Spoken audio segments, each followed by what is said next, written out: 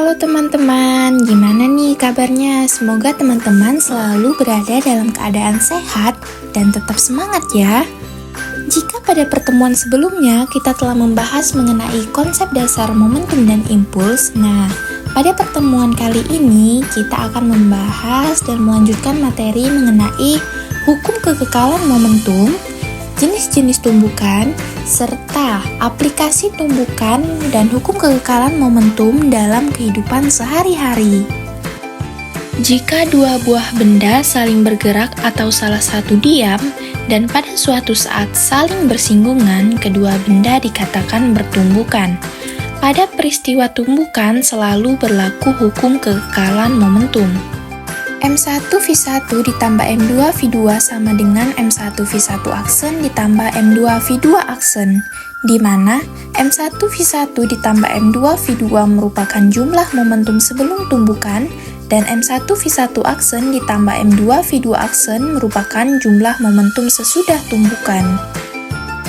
Saat dua buah benda saling bertumbukan, maka nilai kecepatan sebelum dan sesudah tumbukan akan berbeda. Perbandingan antara nilai selisih kecepatan kedua benda sebelum dan sesudah tumbukan disebut koefisien restitusi. Besarnya nilai koefisien restitusi dapat dihitung dengan persamaan E sama dengan min V1 aksen dikurang V2 aksen per V1 dikurang V2 sama dengan V2 aksen dikurang V1 aksen per V1 dikurang V2. Nilai koefisien restitusi ini menunjukkan kelentingan benda pada peristiwa tumbukan. Teman-teman, tumbukan terbagi menjadi 3 jenis, yaitu yang pertama, tumbukan lenting sempurna, tumbukan lenting sebagian, serta tumbukan tidak lenting sama sekali.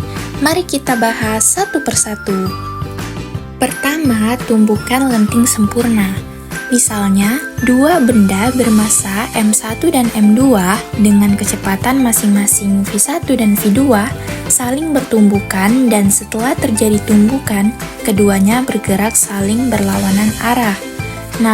Dua benda dikatakan mengalami peristiwa tumbukan lenting sempurna jika selama tumbukan tidak ada energi yang hilang. Sehingga, pada peristiwa ini berlaku hukum kekekalan momentum, hukum kekekalan energi kinetik, dan besar nilai koefisien restitusinya adalah 1. Biasanya, tumbukan lenting sempurna hanya terjadi pada partikel-partikel berskala atomik atau lebih kecil lagi. Berikutnya yaitu tumbukan lenting sebagian. Contohnya, sebuah bola karet yang dijatuhkan ke lantai dengan ketinggian h dan kecepatan v, kemudian memantul kembali ke atas, di mana nilai kecepatannya tidak sama dengan kecepatan semula. Pada tumbukan lenting sebagian ini hanya berlaku hukum kekekalan momentum dan tidak berlaku hukum kekekalan energi kinetik, karena ada sebagian energi yang hilang selama tumbukan. Jika bola adalah benda pertama dan lantai sebagai benda kedua, maka setelah bertumbukan keduanya tidak menyatu, dan rentang nilai koefisien restitusi itu antara 0 dan 1. Yang terakhir yaitu tumbukan tidak lenting sama sekali. Misalnya peluru ditembakkan ke bola hingga peluru tersebut bersarang di dalam bola, kemudian keduanya bergerak dengan kecepatan yang sama. Sama halnya dengan tumbukan lenting sebagian, pada tumbukan tidak lenting sama sekali hanya berlaku hukum kekekalan momentum dan tidak berlaku hukum kekekalan energi kinetik. Kedua benda menyatu dan bergerak bersamaan setelah bertumbukan. Nilai koefisien restitusinya sama dengan 0, sehingga besar kecepatan benda setelah tumbukan dapat dihitung dengan persamaan V aksen sama dengan M1V1 ditambah M2V2 per M1 ditambah M2. Jadi bisa dimengerti ya teman-teman. Selanjutnya kita akan membahas aplikasi tumbukan dan hukum kekekalan momentum. Yang pertama yaitu ayunan balistik. Ayunan balistik merupakan sebuah alat yang sering digunakan untuk mengukur laju proyektil peluru. Ayunan balistik adalah salah satu contoh tumbukan tidak lenting sama sekali. Persamaan yang terkait ayunan balistik adalah sebagai berikut. Di mana Vp sama dengan kecepatan peluru, V aksen sama dengan kecepatan balok dan peluru setelah tumbukan, keduanya dalam satuan meter per sekon. MP sama dengan massa peluru dan MB adalah massa balok. G adalah kecepatan gravitasi dalam satuan meter per sekon kuadrat, serta H merupakan ketinggian balok. Aplikasi kedua pada tumbukan bola dengan lantai. Salah satu contoh tumbukan lenting sebagian adalah tumbukan antara bola dengan lantai. Pada gambar terlihat bola jatuh bebas dari ketinggian H0 dari lantai dan menumbuk lantai, sehingga bola memantul. Pada peristiwa ini berlaku persamaan sebagai berikut.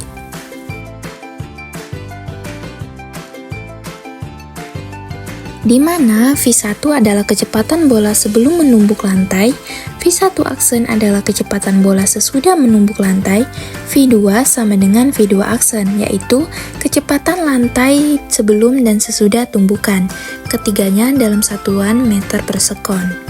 H0 adalah ketinggian bola mula-mula, H1 adalah ketinggian bola pada pemantulan pertama, dan H2 merupakan ketinggian bola pada pemantulan kedua.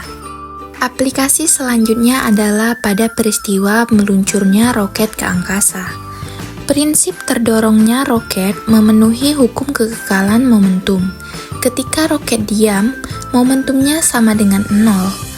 Berdasarkan hukum kekekalan momentum, persamaannya dinyatakan sebagai berikut. Kecepatan akhir roket bergantung pada kecepatan semburan gas dan jumlah bahan bakar yang dibawanya. Aplikasi yang terakhir pada peristiwa bergeraknya senapan ke belakang saat peluru meledak. Pada peristiwa ini berlaku persamaan karena mula-mulanya peluru dan senapan sama-sama diam, maka nilai kecepatan peluru dan senapan mula-mula bernilai 0.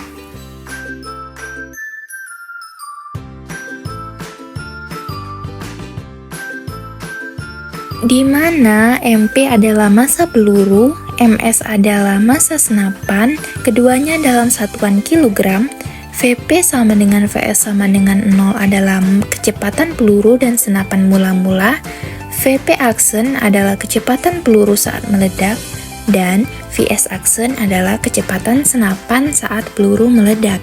Ketiganya dalam satuan meter per sekon. Nah, teman-teman, untuk mengukur seberapa pahamnya kamu mengenai materi hukum kekekalan momentum dan jenis-jenis tumbukan, kerjakan secara berkelompok LKPD yang dibagikan ya. Tetap semangat dan sampai jumpa lagi. Dadah!